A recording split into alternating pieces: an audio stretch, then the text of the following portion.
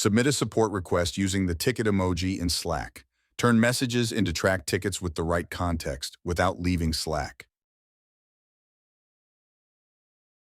Click into the message box to start typing your message that will be turned into a trackable ticket.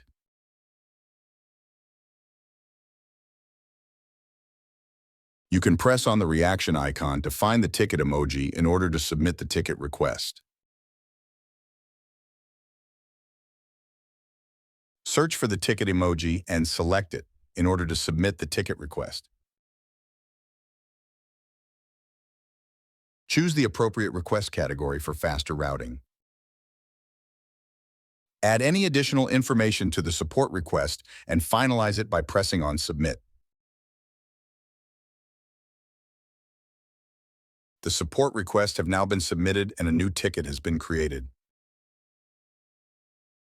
Users can overview and track tickets submitted from their channel directly in the Suptask app without any extra installation. All active tickets are automatically aggregated in the Suptask app, creating a central place for users to overview, track, and manage their tickets. Sign up at suptask.com and get started with a free trial of the next generation ticket help desk for Slack.